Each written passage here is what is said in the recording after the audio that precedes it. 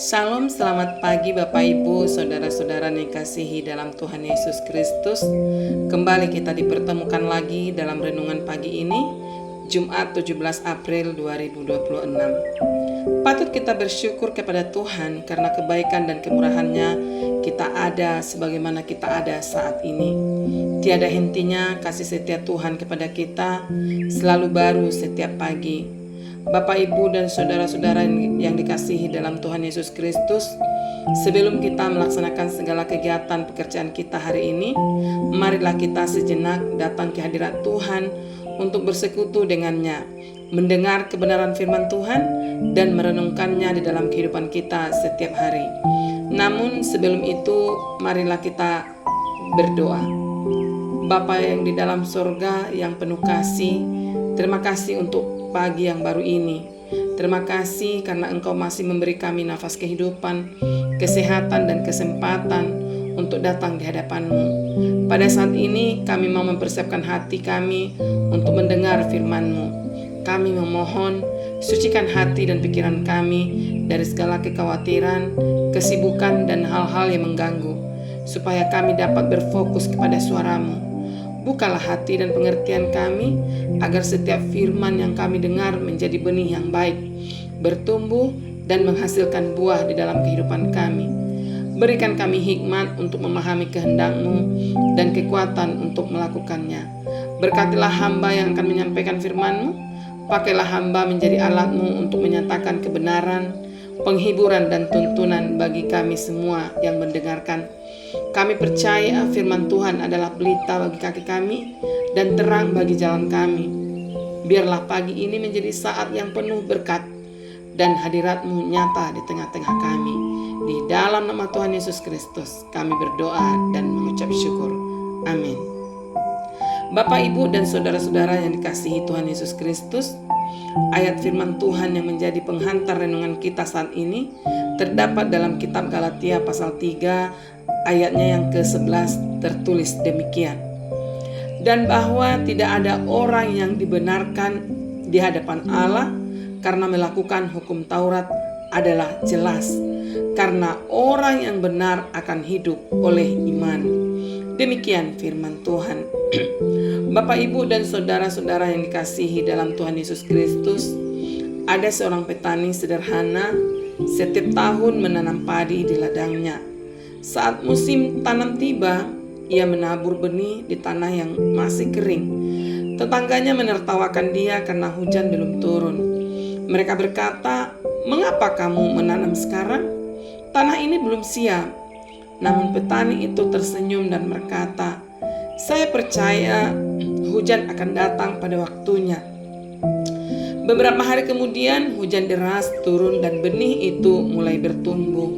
Sementara ladang orang lain masih kosong karena mereka menunggu tanda dulu baru bertindak. Saat panen tiba, petani itu menikmati hasil terlebih dahulu.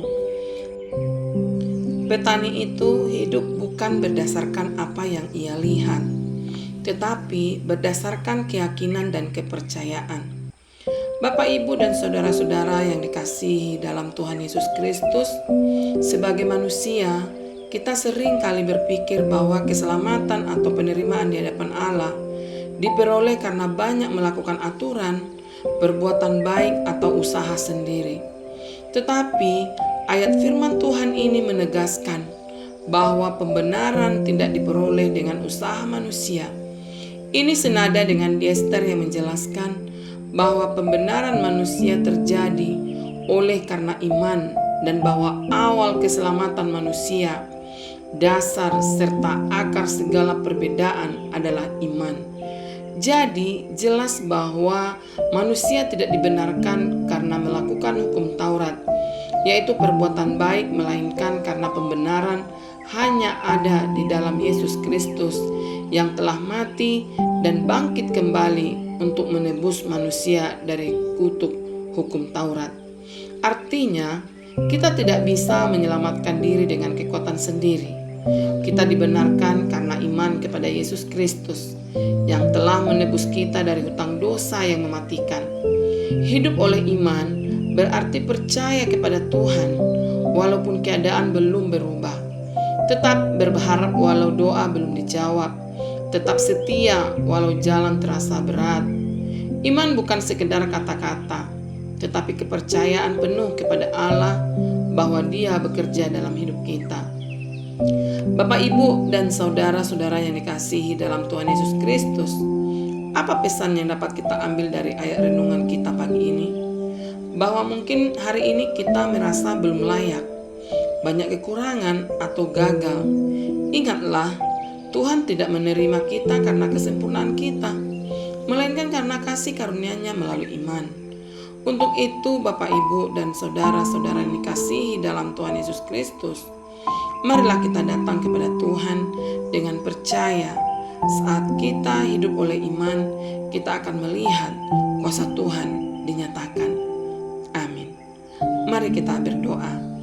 Bapa Surgawi yang penuh kasih, kami mengucap syukur atas firman-Mu hari ini yang mengingatkan kami bahwa orang benar akan hidup oleh iman. Terima kasih karena kami dibenarkan bukan karena kekuatan, usaha atau perbuatan kami, tetapi karena kasih karunia-Mu melalui iman kepada Yesus Kristus. Tuhan, ampunilah kami jika selama ini kami lebih mengandalkan diri sendiri daripada percaya kepadamu. Ajarlah kami untuk berjalan dalam iman, tetap setia saat keadaan sulit, tetap berharap saat jawaban belum terlihat, dan tetap percaya bahwa Engkau bekerja dalam segala perkara. Kuatkan hati kami untuk menghadapi hari-hari ke depan. Penuhi kami dengan damai sejahtera, sukacita, dan keberanian untuk hidup seturut dengan kehendak-Mu. Biarlah firman Tuhan yang kami dengar ini berakar dalam hati kami dan menjadi nyata dalam tindakan kami setiap hari. Sertai langkah kami, lindungi keluarga kami, berkati pekerjaan kami, dan jadikan hidup kami menjadi berkat bagi orang lain. Di dalam nama Tuhan Yesus Kristus, kami berdoa dan mengucap syukur. Marilah kita bersama-sama berdoa. Bapa kami. Bapa kami yang di dalam surga, dikuduskanlah nama-Mu, datanglah kerajaan-Mu, jadilah kehendak-Mu di bumi seperti di surga. Berikanlah kami hari ini makanan kami yang secukupnya, dan ampunilah kami akan kesalahan kami, seperti kami juga mengampuni orang yang bersalah kepada kami. Dan janganlah membawa kami ke dalam pencobaan, tetapi lepaskanlah kami daripada yang jahat. Karena Engkaulah yang empunya kerajaan, kuasa, dan kemuliaan sampai selama-lamanya. Amin. Bapak, Ibu, dan saudara-saudara yang dikasihi dalam Tuhan Yesus Kristus, lakukanlah firman Tuhan yang telah didengar dan terimalah berkat daripada Tuhan. Tuhan memberkati kita dan melindungi kita. Tuhan menyinari kita dengan wajah-Nya dan memberi kita kasih karunia. Tuhan menghadapkan wajah-Nya kepada kita dan memberi kita damai sejahtera. Kasih karunia dan damai sejahtera dari Allah Bapa kita dan dari Tuhan Yesus Kristus menyertai kita selama-lamanya. Amin.